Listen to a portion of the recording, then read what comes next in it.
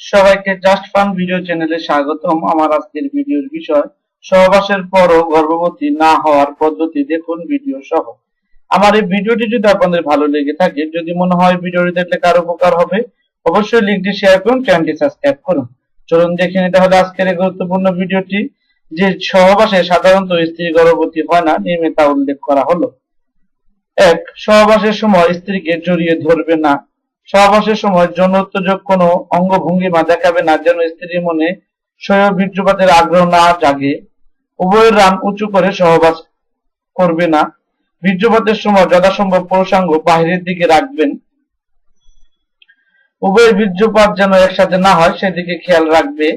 বীর্যপাতের সাথে সাথে স্ত্রী থেকে পৃথক হয়ে যাবে এবং স্ত্রী দাঁড়িয়ে যাবে। এরপর 7 বার কুর্দন করবে।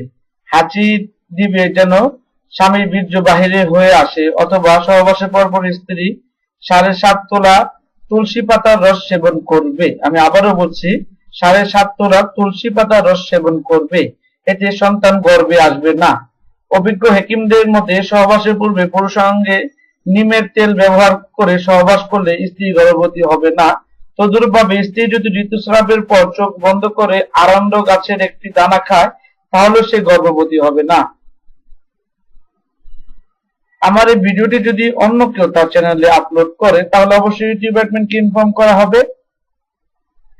এটি শুধুমাত্র জাস্ট ফান ভিডিও চ্যানেলের জন্য তৈরিকৃত একটি ভিডিও, অন্যথায় ইউটিউবের কাছে কপিরাইট ক্লেম করা হবে। আপনার জীবনকে সুস্থ, সুন্দর, সুখময় করার জন্য নিয়মিত ভিজিট করুন আমাদের জাস্ট ফান ভিডিও চ্যানেলটি। এটি একটি স্বাস্থ্য বিষয়ক, যৌন বিষয়ক, হেলথ টিপস, সেক্স টিপস, নিত্য নতুন ভিডিও টিপস এখানে আপলোড করা হয়। দয়া করে চ্যানেলটি সাবস্ক্রাইব করুন, চ্যানেলটিকে উৎসাহিত করুন, লিঙ্কটি শেয়ার করুন। সবাই ভালো থাকবেন, সুস্থ থাকবেন, নিজের শরীরের প্রতি যত্ন নেবেন।